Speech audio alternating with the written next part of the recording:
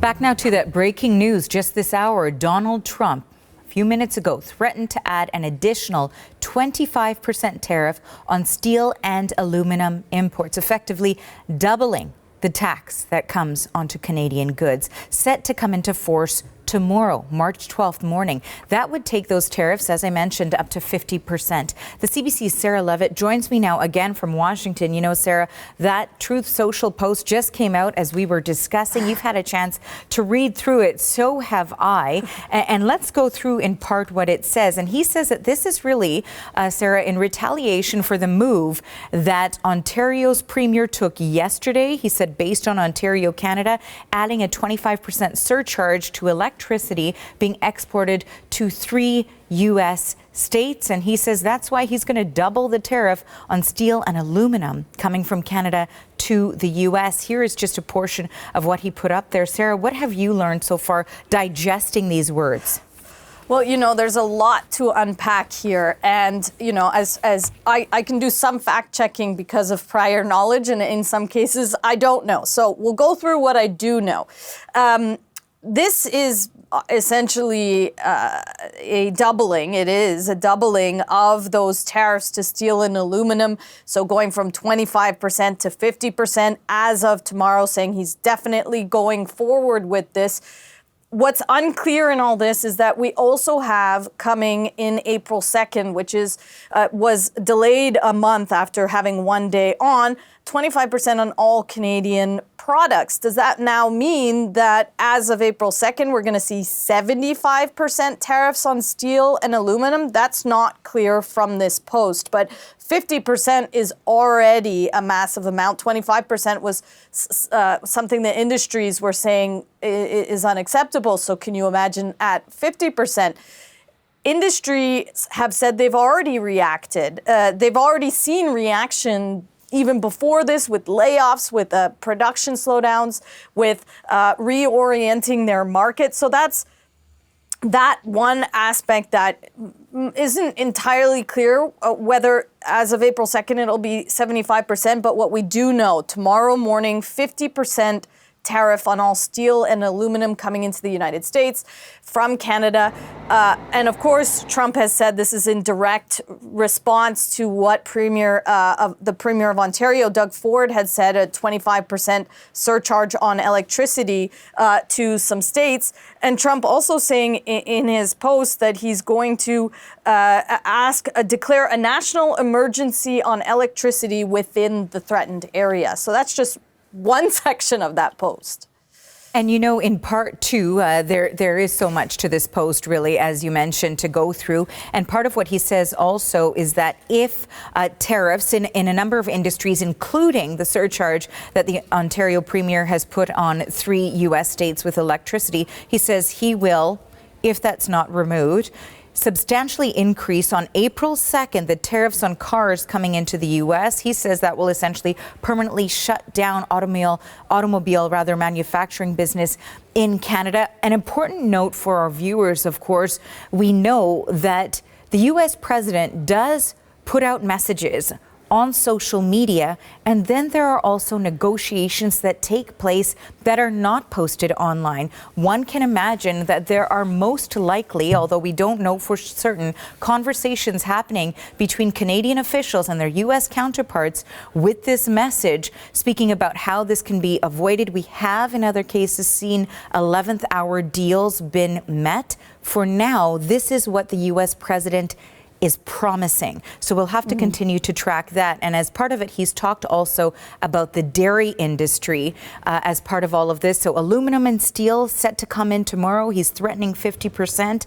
Cars, he says that he will put a huge levy on April 2nd. But he says that he's a major irritant for the U.S. has been the dairy industry. He claims there's a 250 to 390% tariff on dairy products coming into the U.S. from Canada. Let's fact check that.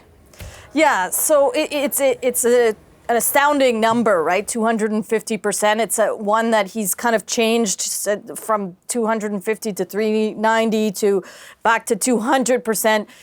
It is an astounding number, but the reality in this is that The Canadian dairy industry runs under supply management. So it's all about the supply, managing the supply and for the Canadian market. But there is an allowance for imports. So mostly butter and cheese. 18% is the number, and most of that comes from the United States. Now, that's tariff-free. If more than 18% comes into the country, imported into Canada, then there is a surcharge on certain dairy products, and in some cases that is 250%. But even the U.S. dairy lobby has said that has never actually happened. Of course, the U.S. dairy lobby saying that the system within Canada is unfair and they've never been able to reach that threshold because of situations within the Canadian dairy industry that hasn't allowed them under the free trade negotiation. But that is an important note. So while there is in place a 250% tariff, after a certain threshold has been met, it's never actually been met. So that tariff has never actually been used. And of course, as you mentioned, they're important to note that that was well known and negotiated within the Canada-U.S.-Mexico Free Trade Agreement that Trump himself renegotiated back in 2018. And there were some concessions that were made there on the Canadian side, too, as Canada opened up its market. I believe it's 3.5% on the dairy front. Again, going through this very lengthy social media post, Sarah, one other point that was made here is him talking about, again, annexing Canada, reference to the 51st state, saying that the only thing that makes sense is for Canada to become the cherished 51st state. This would make all tariffs and everything else totally disappear. Interesting because, of course, we have discussed before that the U.S. president has used the term economic force in which he could potentially annex Canada. That was early on in his term, so really not that long ago, but in January. And now, again, this remark that he's making about the 51st state. Let's talk about it. Yeah, you know, what started as a joke, I think one of the first times we heard this was when Trump had won his election, was not yet inaugurated, was not yet president, and Prime Minister Justin Trudeau went down to Mar-a-Lago to speak to him, and there was a joke made about the 51st state. Well, now that joke is being taken a lot more seriously, and every time Trump brings this up or he calls Justin Trudeau Governor Trudeau, we'll see what he does with Mark Carney.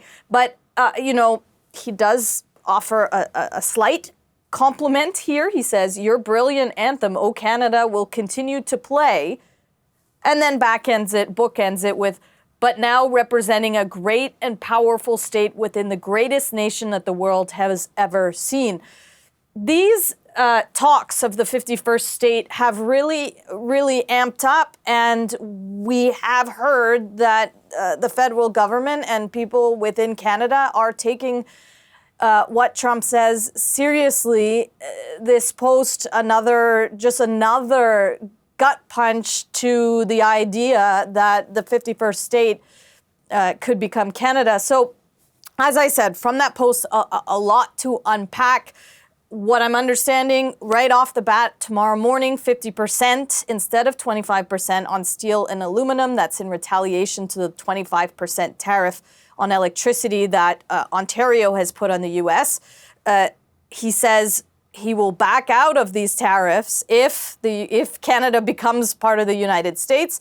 Also talking about cars, talking about dairy. Just a lot to unpack, and of course, we're going to hear from hear from the White House. There's a press briefing this afternoon, so maybe we'll have a little bit more clarity there.